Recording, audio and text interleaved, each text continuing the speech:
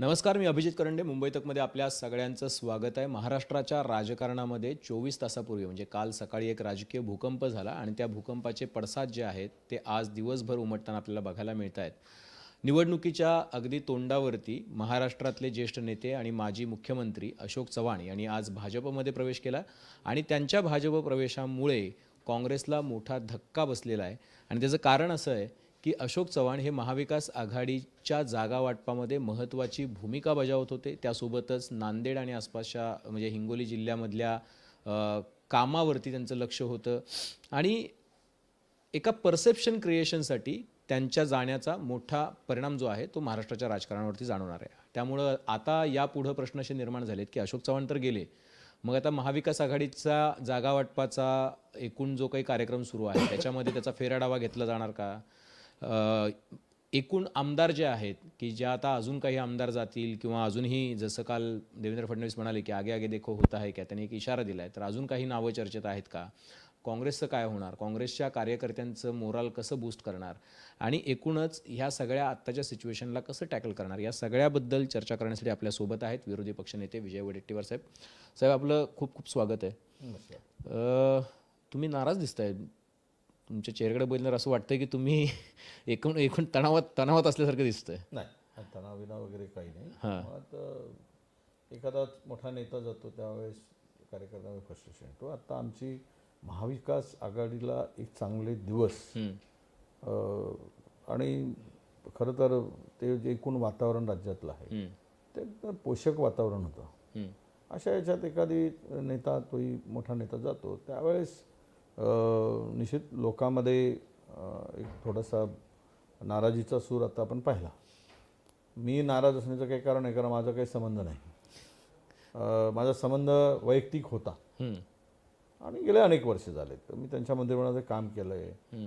एक आमचे रिलेशन असे झाले की फॅमिली रिलेशन होतेच मुळात. आता पण राजकीय ज्यावेळेस एखादा निर्णय वेगळा होतो त्यावेळेस त्यांचा तो वैयक्तिक निर्णय असतो आणि ज्यांच्या त्यांच्या तो पक्ष विचार आणि आयडिओलॉजीवर काम करणारा पक्ष असतो. मला नाराजी वाटत नाही, पण हा एक अशोक चव्हाण असं का केलेत, खरं तर हा प्रश्न माझ्या पुढे आहे. एवढा मोठा नेता, 2 वेळेस मुख्यमंत्री राहिलेले आहेत आणि अनेक वर्ष मंत्रिपद, अनेक जबाबदाऱ्या त्यांनी पार पाडल्यात आणि अत्यंत हुशार माणूस, म्हणजे प्लॅनिंगसाठी, मायक्रो प्लॅनिंगसाठी फार हुशार पक्षाच्या. अशा नेत्यांनी असं का निर्णय घेतला हेच कोडच खरं तर माझ्या पुढे आहे. कारण आम्ही इतके वर्ष झाले काम करताना कधी त्यांनी चर्चा पण कुठली केली नाही माझ्याबरोबर. कारण मला वाटलं होतं की त्यांना काय पक्षविक्ष झाला तर मला बोलतील, चर्चा करतील, तसं काही केलं नाही आणि अचानक जो निर्णय घेतला तो धक्कादायक आहेच मुळात. आणि धक्कादायक आहे तर आज बघा तुम्ही सगळीकडे परिस्थिती. मी त्याच्यावर येतो, पण मला ना हळूहळू हा जरा प्रश्नांचा क्रम जरा ठरवू तुम्ही द्या. नाराजी माझ्याकडे अजिबात नाही. नाराजी मी नाराज मी असण्याचं कारण मला काही कुठे जायचं नाही. नाही, मी त्याच्याकडे पण येतो, थांबा. तुम्ही पहिला बाम टाकल्याबरोबर म्हटलं की चेहऱ्याचा दिवसभराचा आजचा बैठक तो ट्रेस होतो चेहऱ्यावर जाणवतो. हरकत नाही. मला एक गोष्ट सांगा, तुम्हाला कळलं कधी आणि कसं कळलं की बाबा अशोक चव्हाणांनी वेगळा निर्णय घेतलाय? नाही, मला तर आत्ता काल सकाळी मला फोन आला, माझ्या लोकांच्याकडून फोन आला स्टाफमधूनच, आणि सकाळी 6:30ला फोन आला की 11 वाजता आज अशोक चव्हाण राजीनामा देत आहेत. बरं. तर मी फोनवर संपर्क करायचा प्रयत्न केला, पण त्यावेळेस त्यांचा फोन बंद होता. नेमकं काय निर्णय घेताय मीच प्रयत्न केला आहे. आणि मग मी ह्याला पण फोन केला, त्यांच्यावर असलेल्या राजूरकरांना पण फोन केला. तर ते म्हटले की अजून काही हे नाही, बस चर्चा आहे पण निर्णय काही अंतिम नाही असं वगैरे ते बोलले. त्यामुळे मला वाटलं की चालेल, हे अफवाचा बाजार चाललेला आहे, त्या बाजारामध्ये लोक असे सरत असणार. आणि ती 11 नंतर हळूहळू बातमी मोठी व्हायला लागली आणि दुपारनंतर तर सगळीकडे ते माहीत झालं की त्यांचं मग ते व्हॉट्सअपवर त्यांचा राजीनामा पक्षाचा दिलेला आणि त्यांनी ते मान्यच केलं की विधानसभेचा पण वर शाईनी माझी लिहिलेला लेटरवर. त्यावरून कळलं की आता अशोक चव्हाण आमचे गेले शेवटी. पंचेउड गया. ते आता दुसऱ्यांचे झाले. मला मला एक गोष्ट सांगा साहेब, की तुम्हाला ते कळालं त्याच्यानंतर आता तुमचा मिस कॉल तर असेल त्यांना, कमीत कमी मेसेज वगैरे असेल काय? नाही त्यांनी काही संपर्क नाही केला परत? नाही, नंतर प्रयत्न केला नाही त्यांनी आणि माझं पण बोलणं झालं नाही. ज्यावेळेस त्यांनी राजीनामा दिला तर मला कळलंच की ते दुसऱ्या पक्षात कुठेतरी जाणार. पण बी जे पीत जाणार का, शिंदेबरोबर जाणार का, किंवा अजितदादांच्या राष्ट्रवादीमध्ये जाणार काय? कारण नांदेड जिल्ह्यातलं बहुतेक राजकारण शहर एक अल्पसंख्याक आणि मुस्लिम समाज डॉमिनेटेड शहर आहे ते. आता तुम्ही पाहिला की त्यातले जे नगरसेवक 73 निवडून आले त्यातले जवळपास 28 नगरसेवक मुस्लिम आहेत, 14 नगरसेवक शेड्यूल कास्टचे आहेत. हा आकडा पाहिला तर बहुमत जो होतो महानगरपालिकेतील तो मुस्लिम आणि शेड्यूल कास्ट म्हणजे अनुसूचित जातीचा बहुमत संख्याबळ पाहिलं तर. आणि तशा दृष्टीने ते शहर संवेदनशील शहर, अशा शहरातील एक नेता हा निर्णय घेताना कदाचित होऊ शकतं की तिकडे पण जाऊ शकतील अजितदादा. तेही काही धर्मनिरपेक्ष वगैरे राहिले नाहीत. म्हणजे ते काय भाजपच्या बाटलीला अजित पवारांचं बूच आहे फक्त तेवढंच. बाटली काय त्यात काय ते नवीन आहे काय विषय नाही. धर्मनिरपेक्ष वगैरे वगैरे याला म्हणता येत नाही. राष्ट्रवादी अजितदादांचे आणि अजितदादा भाजपचे हे समीकरण राजकारणात आहे. बरं दुसरा आता प्रश्न असा आहे की ज्या वेळेला आता हे सगळं समोर आलं तर आज चेन्नईला आले होते, तर आता तुमच्यासोबत आमदार किती आहेत? कारण असं आहे की तुम्ही विरोधी पक्ष नेते आहात. आता हा प्रश्न स्वाभाविकपणे विचारला जाणार, कारण की त्यांना काही आमदारांनी जाहीर पाठिंबा दिल्याचे बाईट्स आपण टी व्हीवर बघितलेले आहेत की आम्ही चव्हाण साहेबांसोबत आहोत. भलेही त्यांनी पक्षाचा राजीनामा दिलेला नसेल, काही नसेल, पण तुमच्यासोबत तुमचा संपर्क किती आमदारांशी झालेला आहे? 100% आमच्या सर्व आमदारांशी संपर्क झाला. मी स्वतःही संपर्क केला अनेकांशी आणि आम्ही जबाबदारी वाटून घेतली की कोणी कोणाशी संपर्कात राहून ते चर्चा करायची. सगळीकडून अगदी पॉझिटिव्ह, कोणीच जाणार नाही. कारण एक आहे की राजीनामाच द्यावा लागेल. 8 महिन्याची आमदारकी शिल्लक आहे आणि व्हीप झुंगारता येत नाही. 6 वर्षासाठी त्यांना ते बाद व्हावं लागेल. ते निकाल लागला तर बाद होईल ना. पण निकाल म्हणजे काय ते दाखवणं ओपन आहे. विधान परिषदेचं मत काही गुप्त मत नाही आहे. ते दाखवणार आणि दाखवल्यानंतर समजा एखाद्या मतदान दाखवून जर मतदान केलं तर ते पुरावाच झालाय तो. आणि त्याला कुठलाही ठीक आहे तुम्ही आजचं मरण उद्यावर ढकला अध्यक्षाचा दुरुपयोग करून, पण ही प्रथा पडली ते आज आम्हाला भोगायला लावणार, उद्या तुम्हाला पण तेच दिवस येतील, तुम्हाला पण तेच भोगायला लागणार. उद्या तिथे पण दाखवून मतदान केल्यानंतर सत्ता काही कोणाची परमनंट नाही, पण कायद्याला इतका बेजबाबदारपणे पायदळी तुडवणं किंवा कायद्याला बगल देणं हे फार काळी चालत नाही. राज्य देश कुठलाही काय हे असेल कायद्यावर चालतो. त्यामुळे अध्यक्षांनी कुठल्या गुरमीत राहून जर असं काही निर्णय घ्यायचा प्रयत्न केला तर याला संविधानाच्या रूपानं आपलं एक सशक्त कवच आहे आणि कायद्याचं त्याला आधार आहे आणि कायदे आपण केलेले आहेत. त्यामुळे मला विश्वास वाटत नाही, पण त्यांना सदस्यत्व त्यांचं रद्द करावंच लागेल. फार काळ काही ते टिकू शकत नाही. दाखवूनच ते मतदान द्यावं लागतं. 100% आमदार आत्ता आहेत तेवढे आमच्याबरोबर काँग्रेसचे सोबत राहतील हा पूर्ण विश्वास आहे सगळ्यांशी संपर्क केल्यानंतर. आता शेवट कोणाला पुढे जायचं राजीनामा देऊन जायसाठी त्याला कोण थांबवणार? त्यांच्या मनात डोक्यात काय आहे तर कोण काय आपण काही मनगवळे नाहीत की आपल्याला त्यांच्या डोक्यात काय सिजत आहे ते आपल्याला कळायला. पण आजच्या स्टेजमध्ये सर्व आमदारांना जे बदलती परिस्थिती राज्यातील आहे, एकूण राज्यामध्ये सरकारच्या विरुद्ध प्रचंड आक्रोश आहे. नाही, मी त्या आक्रोशाकडे येतो, पण मला टप्प्याटप्प्याने मी का विचारतोय, कारण की लोकांना पण तो सेन्स यावा आणि लक्षात राहावं. कारण काल ज्यावेळेला अशोक चव्हाणांची बातमी आली त्यानंतर तुम्ही बघितलं असेल की अनेक लोकांची नावं चालायला लागली की विदर्भातले एक नेते येणार आहेत, पश्चिम महाराष्ट्रातले हे नेते येणार आहेत, मराठवाड्यातले अजून 2 नेते येत आहेत.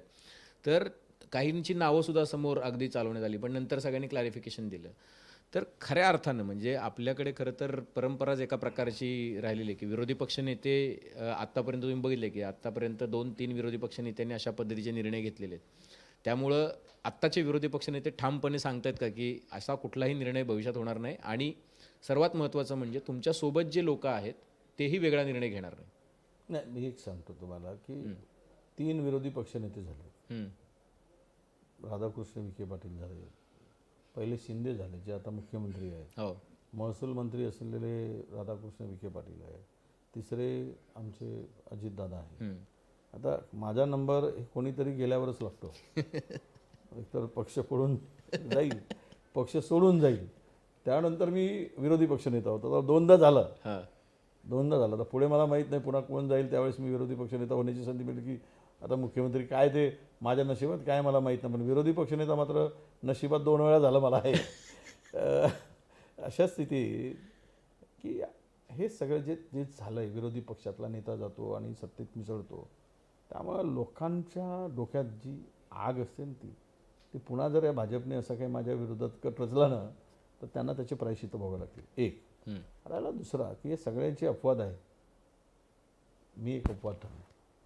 100% खात्रीने सांगतो, महाराष्ट्रातील जनतेला वाटेल ती किंमत मोजू, पण आहे तिथेच राहू. सत्ता ही काही परमनंट नाही. आणि ठीक आहे, आज घोडा म्हणजे काय म्हणतात त्याला, एका मराठीत म्हण आहे की आमच्या आमचे गडकरी साहेबांनीच म्हटलं आहे की गदा खाता है च्यवनप्राश, घोडे को नहीं मिलता है घास. घास. ते मी नाही म्हणत हं. ते गडकरी साहेबांचं स्टेटमेंट आहे. तर आजकल कौन घास खा रहा है, कौन च्यवनप्राश खा रहा है, तो वो हे सगळं हे बदलत्या सगळ्या राजकारणात दिसते आहे. पण आम्ही मात्र अहो तिथेच राहू. बशीर बद्रचा शेर ऐकलाय का तुम्ही? तो बशीर बद्रचा खूप फेमस शेर आहे. तो म्हणतो की कुछ तो मजबूरियां रही होंगी, यूं ही कोई बेवफा नहीं होता. खरं. तर काय मजबुरी आहे, काय तुम्हाला समजलंय का? अशोक चव्हाणांची काय मजबुरी होती, काय प्रेशर होते? मला पूर्ण विश्वास आहे. बघा, वैयक्तिक संबंध फार हे आहे, मग त्यामुळे मी तुम्हाला एक सांगतो की इतके वर्ष आम्ही सोबत एकत्र काम केलं. मी 2006 पासून त्यांच्याबरोबर जवळपास आता एक 17-18 वर्ष राहिलो.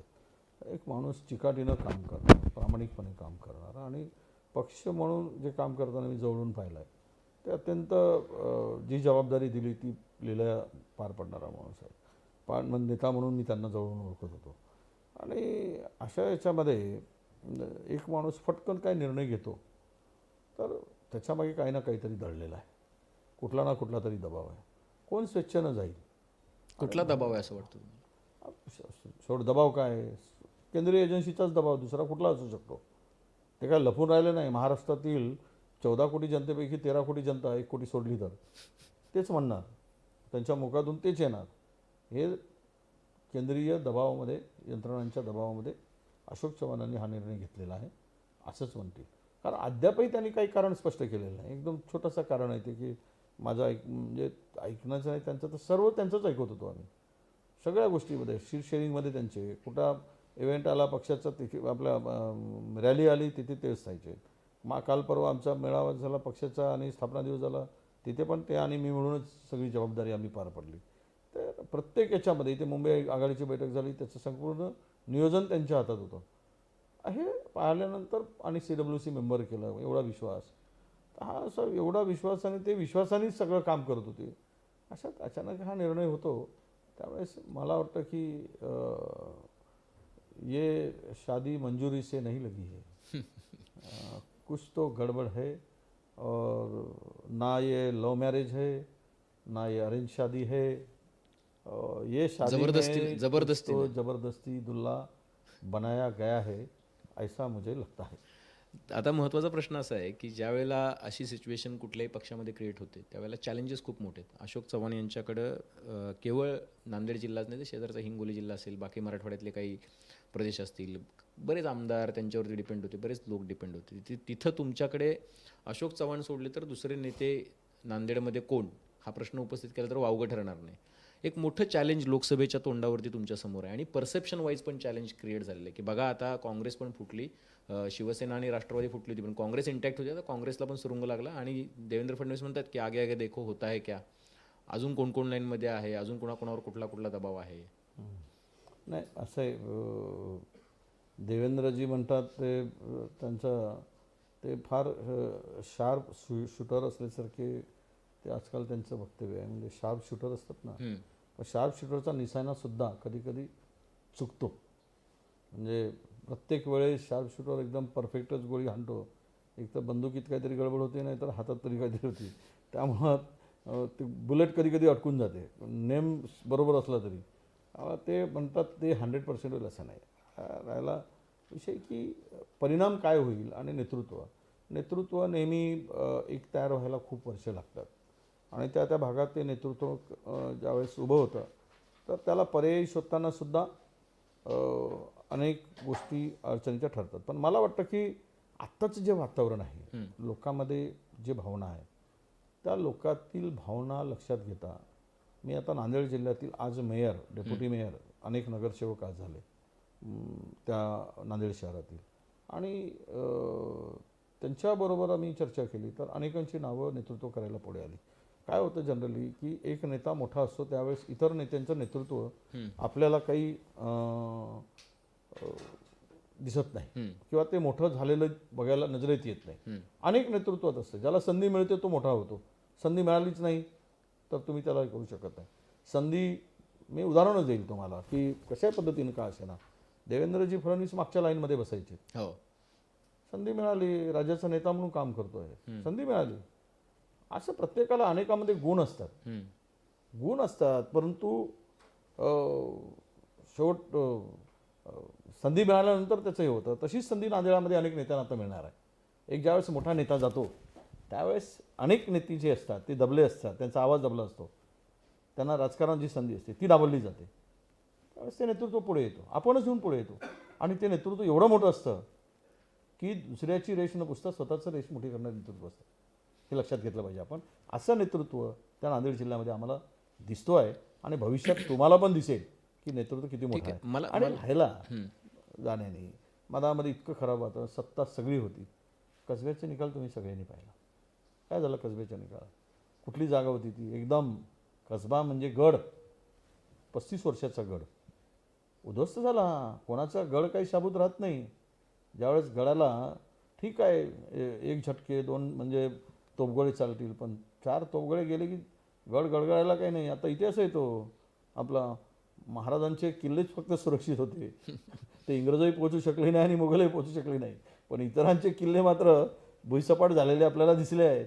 तर राजकारणात सुद्धा असे काही गड वगैरे म्हणतो आपण किंवा हे असतो ते होतात.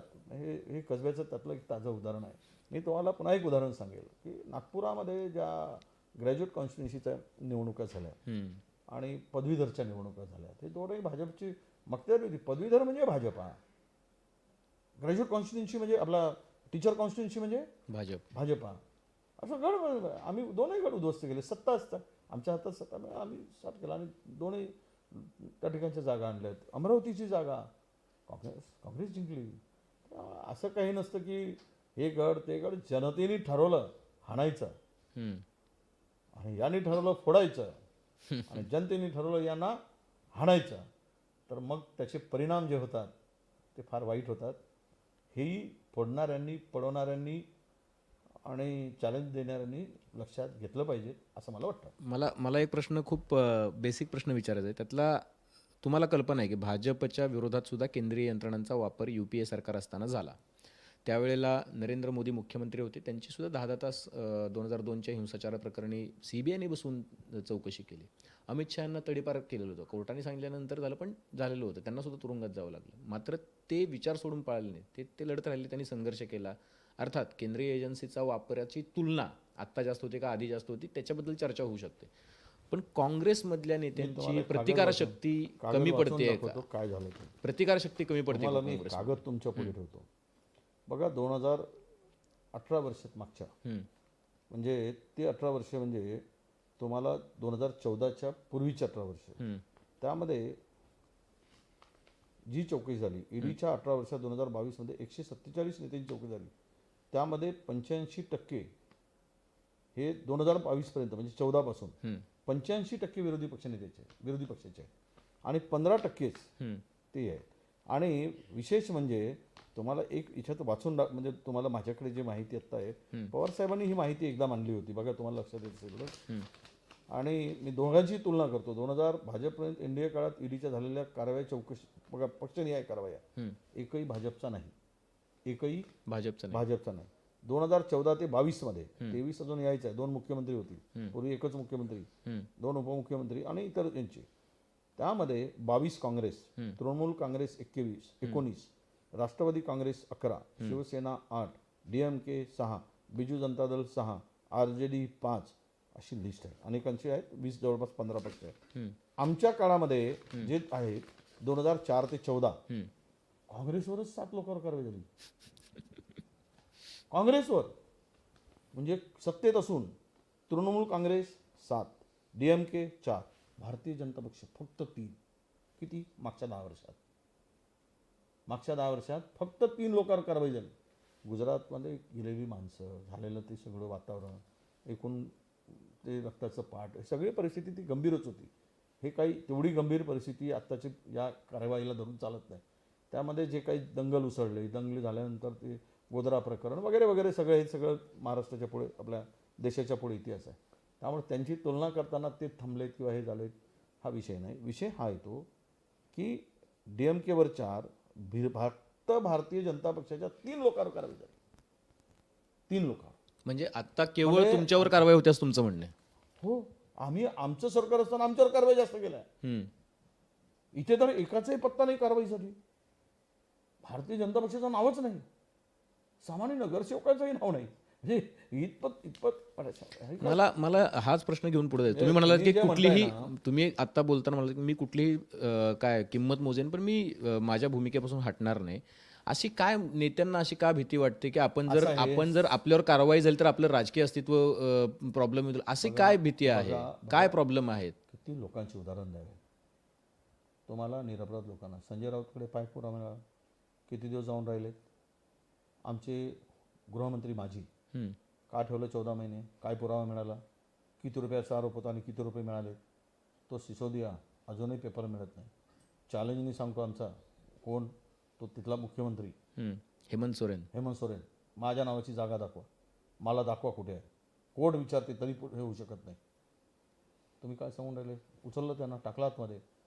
म्हणजे त्यांना मास लीडर दिसला, त्यांच्या याच्यातला स्पीड ब्रेकर दिसला, अडथळे निर्माण, सत्तेसाठी अडथळे आणणारा माणूस दिसला. त्याला कारण लागत नाही. किती जणांची उदाहरण द्यायचे? केजरीवाल ठाणून बोलतो माझं काहीच दाखवा, तुम्ही देतच नाही पुरावा, तरी पण त्यांना नोटीस, नंतर हे अनेकांची उदाहरणं आहे. ईडी हे आता पॉलिटिकल लोकांच्या इशाऱ्यावर, सत्ताधाऱ्यांच्या इशाऱ्यावर चालणारं हे बावलं झालं आहे. हे सगळा देश म्हणतो आहे. त्यात तथ्य काय, सत्य काय, पुरावे. परत तुम्हाला यातला एक पुन्हा विषय वाचू नको. तो एकूण झालेल्या कारवाया ईडीच्या आणि त्याचा रिझल्ट हे पण वाचून टाकू. वाचा. हे तुम्हाला मी नाही का म्हणून, म्हणजे असं आहे की तुम्हाला पूर्ण संधी दिली पाहिजे ना. तुम्ही सांगताय तर तुम्हाला पूर्ण संधी दिली पाहिजे. अधिकृत रिपोर्ट तुम्हाला मी देतो की हे सगळ्यामध्ये बघा काय कारवाईचं रेशिओ आहे. बघा हे बघा, ईडीने सिन्स 2005 टू मार्च 2023 17 इयर, या 17 इयरमध्ये register cases 5906, dispose cases 25, disposal rate 0.42. Out of this 24 cases conviction, आणि कन्व्हिक्शन रेट काय 0.40. आता हे जर 440 कोटी रुपये खर्च करून जो बजेट 300 कोटीचा होता तो 400 कोटीवर नेला, आणि एवढ्या केसेसमध्ये 0.1% पण नाही, 0.1% नाही, 0.42, 0.40. जर हा रेश असेल, आणि तुम्हाला आमच्या काळातलं जरा तुम्ही त्यावेळेस जर पाहिलं पाहिजे, म्हणजे 2014च्या आधीचं त्यातलंही तुम्हाला मी वाचून दाखवलं पाहिजे. म्हणजे तुमच्या लक्षात येईल की हे सगळं जे चाललेलं आहे ते काय चाललेलं आहे. हां, जे भाजप सत्तेत आल्यापासून, आणि भाजप सत्तेत नव्हती तर या 18 वर्षामध्ये जे झालंय, 147 नीती चौकशी केली, त्यामध्ये 85% विरोधी पक्षाचे मी तुम्हाला दिलेला आहे. 115 विरोधी पक्षाचे, जवळपास 95% विरोधी पक्षाचे. आल्यापासून 8 वर्षात 123 याच्यावर. आम्हाला कागद कुठे गेलाय तो? ठीक आहे, मी तुम्हाला आपण त्याच्यावर माहिती देतो, हरकत नाही. मी तोपर्यंत पुढचा प्रश्न घेतो. मग असं आहे की आता नेत्यांना लढण्याची भीती का वाटते? कोणाला भीती वाटते? असं आहे की प्रत्येकांना प्रत्येकाचं मत असतं. सगळ्यांनी, काही लोक जाऊन येत आहेत ना, गेलेत की. हो, अनिल देशमुख राहिलेत नाही, हे पण होतेच ना, विरोधी पक्षातलेच होते. आता आतमध्ये शिबीर सोरेन गेले की आतमध्ये, संजय राऊत जाऊन आले की आतमध्ये, चिदंबरम आतमध्ये जाऊन राहून आले. नाही कसं म्हणताय तुम्ही, कोण नाही लढताय? प्रश्न असा असतो की या सगळ्यामध्ये निर्दोष माणसाला जो धाक दाखवून बळी हे करायचं असतं. छोट राजकारणात तरुण माणूस मी ज्याला होतो त्यावेळेस चळवळीमध्ये 2-2 महिने जाऊन राहिलो मी. ती वय होतं राहून राहिलं. आता जर मी आजही लढू शकतो. काही लोकांना वाटतं की माझं वय झालं आहे. राजकारणात प्रत्येकाला मर्यादा असतात आणि त्यावेळेस सगळ्या राजकारणापेक्षा कुटुंबाचं पण जबाबदारी एक्झॅक्टली, असते. म्हणूनच मी विचारलं, कुटुंब, मुलं या सगळ्यामध्ये यामुळे भीती family वाटते disturb का? होते. अहो, एखाद्या माणसाला आरोपीच्या, मी वाईटात वाईट सांगेल की आपण सुसाईड केलं आहे, एखाद्यावर बलात्काराचा आरोप झाला असेल तर त्याने जीव दिलाय, तर निष्पाप लोक होता, त्याच्यावर आरोप झालेत आणि त्याला तोंड दाखवताना लपायला जागा राहिली नाही. आरोप काय होते? काही नव्हते, खोटे आरोप होते. अशी अनेकांची उदाहरणं आहेत, आपण पाहतो. अशीच आता अशा याच्यामध्ये एखाद्याला बदनाम झालंच, बदनामी केली, त्याला वाटतं की असंही वाटतं सगळ्या गोष्टी, तो कशालाही करेल. म्हणून आता भ्रष्टाचाऱ्यांचा एकच नारा काय? भ्रष्टाचाऱ्यांचा एकच नारा, जेलपेक्षा भाजप बरा. आता आता तुम्ही हे काही जणांना बरं वाटतंय. आता नावं काही कोणाची सांगायचं, मी तर परफळ बोलणार आहे. आपली तुफान नहीं चल रहा है, जो होगा सो देखा होगा. अगर तकदीर में लिखा है तो होगा, जो होना है होना. आता डर करके क्या, डर के क्या जिएंगे, डर के क्या जिने से. ते आपण नेहमी म्हणतो ना, आम्ही त्यांचे बाळासाहेबांच्या ट्रेनिंगमध्ये सुरुवात झालेली, आम्ही शिवसैनिक म्हणून काम केलेलं आहे. 100 दिवस बाबासाहेबांनी पण तेच सांगितलं आंबेडकरांनी, अरे 100 दिन 100 दिवस शेळीचे म्हणून जगण्यापेक्षा 1 दिवस वाघाचं म्हणून जगा. काय बकरी काय होणार आहे? बकरी म्हणून जगला कधी ना कधी जाईलच, त्याची तू होणारच. त्याचं म्हणजे डोकं वेगळं करणार, कातळी वेगळी करणार, मग त्याचे हिस्से करणार, कलेजा अलग, भेजा अलग, और 100 घर में पकेगा, खा जाएंगे, बकरा गायब. असे काय मतलब आहे? आता एमओटीएन म्हणजे इंडिया टुडे आणि सी वोटरनी सर्वे केला होता गेल्या वर्षी, ज्याच्यामध्ये इंडियाला म्हणजे महाविकास आघाडीला महाराष्ट्रामध्ये 35पेक्षा जास्त जागा येतील असा तो सर्वे होता.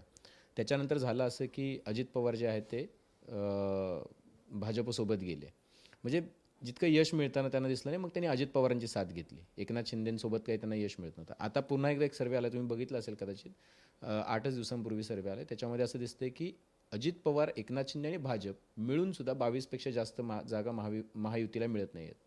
मात्र महाविकास आघाडीच्या जागा बऱ्यापैकी वाढत आहेत. काँग्रेसला तर 12 जागा इंडिपेंडेंटली मिळताना दिसत आहेत. तिथे जसा जसा सर्वे होतोय आणि आकडे जसे जसे कमी होत आहेत, त्यामध्ये महाराष्ट्र हे स्टेट जे आहे त्यांना जे 375चं टार्गेट गाठायचं आहे, त्याच्यामधलं सगळ्यात मोठं ऑब्स्टॅकल आहे. आता तुम्हाला पहिल्या आमच्या सर्वेनंतर आम्ही म्हटलं होतं की तिसरा पार्टनर लागणार का, त्यावेळेला त्यांना तिसरा पार्टनर लागला, अजित पवार गेले. आता दुसरा सर्वे झाला नुकताच, आता अशोक चव्हाण गेले. तुम्हाला भीती आहे की जशा जशा जागा त्यांच्या कमी होत आहेत, तसं आपल्या नेत्यांना अजून ते गळाला लावतील? ही भारतीय जनता पक्ष फार मोठी चूक करते, स्वतःच्या पायावर धुंडा मारून घेते. का बरं? जे माणसं तुम्ही फोडताय किंवा जे माणसं पक्षातून पळवत आहे त्यांना पक्षामध्ये सामील करून घेत आहे. तुम्ही लोकांचा विचार करत नाही, तुम्ही नेत्यांचा विचार करताय. लोकांच्या डोक्यात काय आहे, लोक काय विचार करतील. बघा, असं आहे की एखाद्या तरुणाने एक मुलगी पसंत नाही म्हणून 10 मुलगी पाहिल्यानं त्याला मुलगीच देत नाही कोण. अरे हा नेहमीच रिजेक्ट करत असतो. तुम्ही म्हणजे हे सगळ्या हे सामाजिक हे आपण बघतोय सगळ्या अशीच परिस्थिती. अरे नेहमी रोज रोज माणसं पळवतात. अब इनकोही नाही देणार वोट, जाण दो. म्हणजे जसं पोरगी देत नाही म्हणून नाकारतात ना, तसं मत देऊन नाकारणार, ही परिस्थिती आहे. पण त्यांनी सुद्धा जरा आत्मचिंतन केलं पाहिजे. पहिल्यांदा भारतीय जनता पक्षाच्या राज्यात जे मतदानाची टक्केवारी होती, ती मतदानाची टक्केवारी या दोघांना घेतल्यानंतर वाढली की घटली? तर कमी झाली, स्वतःची कमी झाली. म्हणजेच लोकांची विश्वासार्हता तुम्ही गमावून बसलात. तुम्ही एक पार्टीकडे बघण्याचा दृष्टिकोन होता भाजपाकडे की स्वच्छ पार्टी, त्या पार्टीकडे बघण्यासाठी नाही एक म्हणजे आयडिओलॉजीला चिकटलेली पार्टी, त्यांच्या हिंदुत्व पार्टी येते आणि भ्रष्टाचारापासून फार अलिप्त असलेली वगैरे वगैरे. ते आता सोडा, ते 70 वर्षात नाही झालं तेवढं सगळं. आता ते किती जमा झाले, काय झालं, त्याचा हिशोब मोकळा आहे. ते कधीतरी मांडू आपण त्याचा हिशोब, आज नाही म्हणता येणार. पण मला तुम्हाला एवढंच सांगायचं की तुम्ही ज्या सगळ्या ह्याच्यामध्ये तुम्ही काय भाषणात करणार की आमची पार्टी स्वच्छ आहे, आम्ही भ्रष्टाचाराला थारा देऊ शकणार नाही, असं वगैरे भाषण करू शकाल तुम्ही? आणि लोकांना पटेल ते? लोक म्हणतील काय रे काय बोलतो. लोक एवढे काही विसरभोळे नसतात, स्मरणशक्ती इतकी काही कमजोर नसते. ते बोलायला अधिकार राहिला काही तुम्हाला. लोकांना तुम्हाला गृहीत धरलं उद्या जातंय का? तुम्ही असेच फोडणार. लोक तुम्हाला सांगतो खरं म्हणजे आम्ही लोकांमध्ये फिरणारी कार्यकर्ते आहोत आणि आमचा ग्रामीण हा बेस असला, शहरी ग्रामीण असा बेस मिक्स आहे. आम्हाला ते दिसतंय ही चूक करत आहेत. अधिक फोडाल अधिक पश्चाताप होईल. आता थांबा, परफॉर्मन्स दाखवा, विकासाची कामं करा. शेतकरी आत्महत्या करतोय, शेतकऱ्याला मालाला भाव मिळत नाही त्यांच्या उत्पन्नाला, आणि विशेष करून बेरोजगार परेशान आहे. यावर फोकस करा ना, लोक तुमच्या बाजूला येतील. हे फाळाफोडी करून काय फोकस करणार तुम्ही? एकीकडे सांगायचं आम्हाला 400 पार करायचं आहे, दुसरीकडे सांगायचं माणसं ते लोक नाही विश्वास ठेवत त्याच्यावर.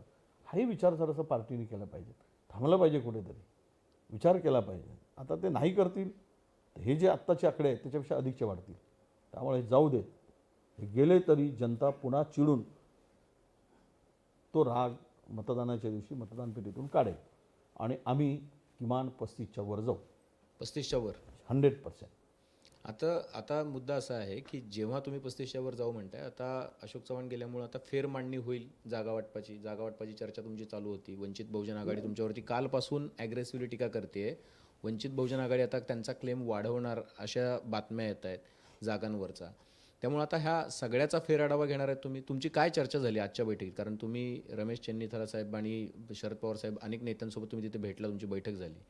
नाही, समविचारी पक्ष आहेत जे ज्या आयडिओलॉजीमध्ये सगळ्यांचे विचार एक आहे. जसं आता आमचे आणि प्रकाश आंबेडकरांची वंचित आघाडी, आम्ही पुरोगामी विचाराची व्यक्ती पक्ष आहेत आमचे. फुले शाहू आंबेडकरांच्या विचाराला धरून चालणारी आमची मंडळी, आमच्या पक्षाची विचारधारा आहे. अशा स्थितीमध्ये ह्या दोन पक्ष दोन्ही वेगळ्या लढू नयेत ही लोकांची भावना आहे, समाजाची भावना आहे. हे लक्षात घेतलं पाहिजे. उद्या कोणाला फटका बसेल, काय होईल ते नंतर ठरेल. मी तुम्हाला अधिकार म्हणजे मी तो याने सांगतो एकदम विश्वासाने की आज जर कुठलाही निर्णय कोणी घेतला तरी ते त्यांना त्यातून नुकसानच होईल, फायदा होणार नाही. म्हणून एकत्र लढणं त्यामध्ये ठीक आहे. जागांचा कमी जास्तपणा काय होईल, एकत्र बसून संपूर्ण विषय वाटप करणं, बऱ्याचपैकी जागेचा तिढा 3 पक्षाचा तर सुटलेला आहे. एक मला वाटते 7-8 जागेंचाच विषय आहे. आज सकाळी चर्चा झाली आणि लवकरात लवकर पुढच्या आठवड्यामध्ये या जागाचा तिढासुद्धा लवकरात लवकर मार्गी लागेल. तर प्रकाश आंबेडकर साहेब आमच्यासोबत असलेच पाहिजे, कारण तो जो मतदार आहे तो मतदार भारतीय जनता पक्षाला मत देणारा नाही. मग त्या मतांचं विभाजन होणं म्हणजे पर्यायाने नुकसान आहे. आणि अशा याच्यामध्ये आमची विनंती त्यांना नेहमीची राहिली आहे की आपण बसावं, टीका एकमेकावर टाळावं आणि चर्चेतून पुढे जावं आणि जागेचाही प्रश्न मिटेल. कारण काय मिळेल, लढलेल्या सर्व जागा निवडूनच येतात असं नव्हे. परंतु तुम्ही लक्षात घेतलं पाहिजे की मतं लोकांची डोक्यात जी आहेत. मी आता त्याचा पुढचा प्रश्न मी बोलणार नाही की लोकसभेला मिळाले ती विधानसभेला मिळत नाही, निम्म्यावर येऊ शकतात. ते विधानसभेला वाढतात, कधी लोकसभेला कमी होतात. म्हणजे मतांची जर टक्केवारी काढली तर त्याला वेगवेगळे असतात. आता लोकसभेला वंचित आघाडीला जवळपास 50 लाखाच्या 48 ते 49 लाख मतं, तीच मतं विधानसभेला 26 लाखावर गेली, म्हणजे निम्म्यावर आले. तर हे काही त्यावेळेस निवडणुकीचा जो असतो की विरोध कुठला आहे, त्याचा विरोध आहे, त्यावर लोक ठरवतात. मला आंबेडकर साहेबांना, प्रकाश भाऊंना माझी विनंती असणार आहे. ते विदर्भातले आहेत, ते भाऊ आहेत आमचे, आणि ते प्रकाश भाऊ आंबेडकर साहेब म्हणून कोणीच म्हणत नाही, भाऊ म्हणून म्हणतात त्यांना. भाऊनी या सगळ्या याच्यामध्ये मोठा भाऊ लहान भाऊ म्हणण्यापेक्षा समविचारी भाऊ म्हणून एकत्र येणं आणि पुढं जाणं हेच महाराष्ट्राच्या आणि देशाच्या हिताचं ठरणार आहे.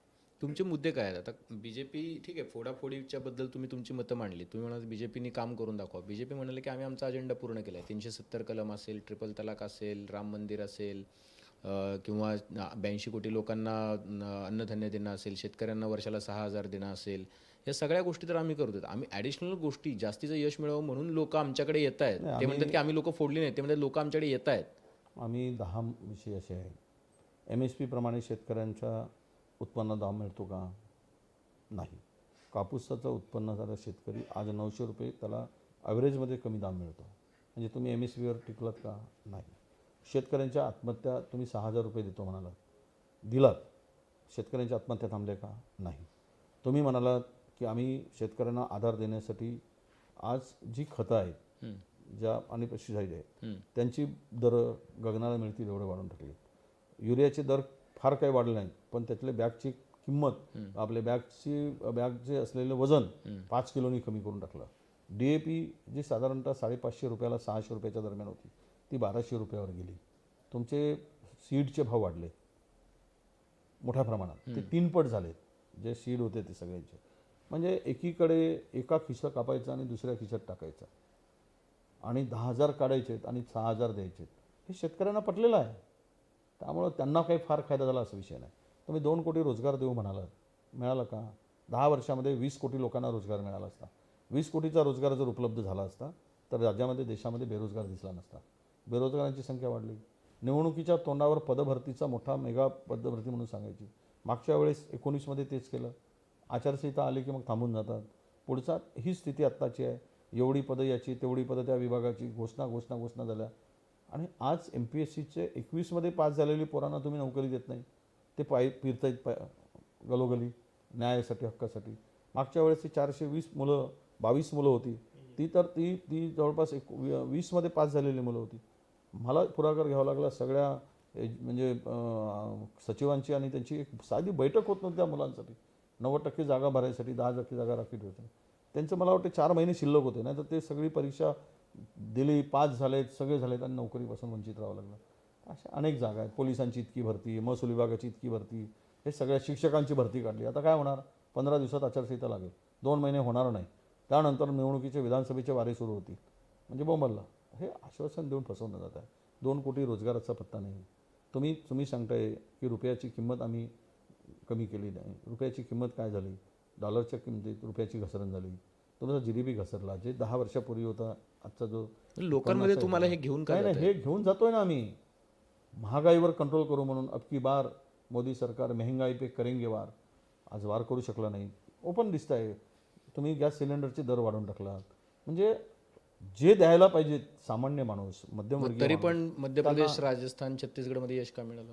हे असं आहे की यश तेच आहे. ते यश का मिळालं हे विचारून पत्रकार आम्हाला गपचूप करतात. पण मूलभूत प्रश्नांना तुम्ही पाहिजे त्या पद्धतीनं तुम्ही सुद्धा, आम्ही मांडून उपयोग नाही, तुम्ही दाखवूनही उपयोग आहे. हे पण महत्त्वाचं आहे ना. तुम्ही या विषयाला आपण चर्चा करतो का?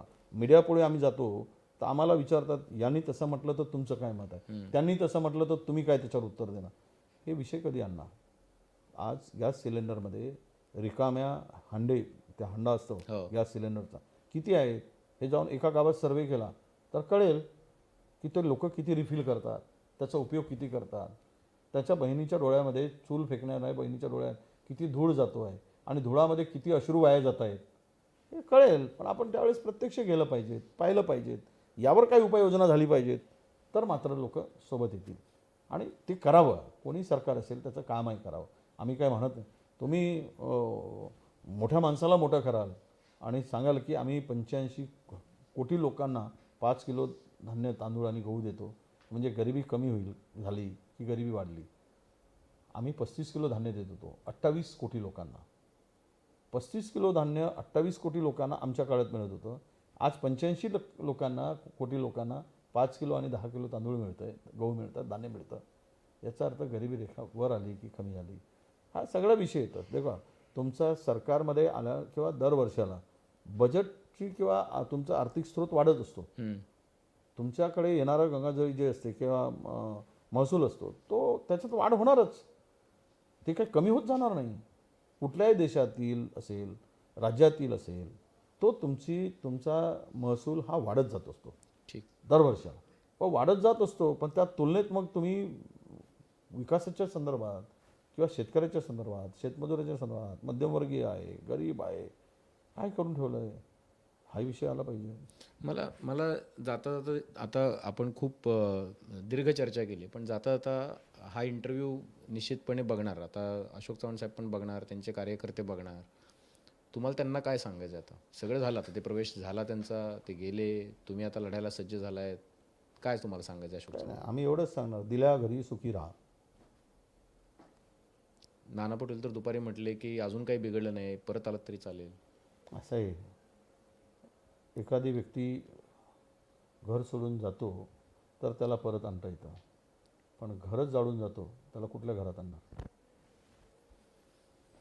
तर हे होते विरोधी पक्षनेते विजय वडेट्टीवार साहेब, ज्यांनी सांगितलं की अशोक चव्हाण का गेले हे अजून त्यांनी स्पष्ट केलेलं नाही आहे. पण शेवटचा जो पॉईंट त्यांनी दिलेला आहे की एखादा व्यक्ती घर सोडून जातो त्याला परत आणता येतं, पण घर जाळून जातो त्याला काय, त्याच्यातून ती वेदना दिसते. काँग्रेसचा ज्येष्ठ नेता गेल्यामुळं, जवळचा मित्र पण होते, त्यांचे सहकारी पण होते, ते गेल्यामुळं त्यांना ती वेदना त्यांच्या बोलण्यातून पण जाणवते. पण काँग्रेस आता मुद्द्यांवरती लढण्यासाठी तयार आहे. फोडाफोडीच्या राजकारणाचा बहुतेक फायदा काही महाराष्ट्रात होईल असं वाटत नाही, असं विजय वडेट्टीवार म्हणतात. आणि त्यांच्यासोबत आत्ता तरी सगळे आमदार आहेत. उद्याचं कोणावरती काय दबाव आला तर त्याबद्दल वेगळा विचार परत करावा लागेल. आणि सर्वात महत्त्वाचं म्हणजे आत्तापर्यंतच्या विरोधी पक्षनेत्यांनी जी परंपरा घालून दिली होती त्यातला अपवाद असणार आहेत हेही त्यांनी स्पष्ट करून टाकलेलं आहे. त्यामुळं भाजपनं कमीत कमी वडेट्टीवार साहेबांकडे बघू नये असं त्यांनी स्पष्ट करून टाकलेलं आहे. तर ही मुलाखत आपल्याला कशी वाटली आणि त्यासोबतच आपल्याला काही प्रश्न असतील वडेट्टीवार साहेबांसाठी तर ते कमेंट बॉक्समध्ये नक्की कळवा. आणि सर्वात महत्त्वाचं म्हणजे मुंबई तकचं यूट्यूब चॅनल सबस्क्राईब करायला विसरू नका. पाहत रहा मुंबई तक. नमस्कार.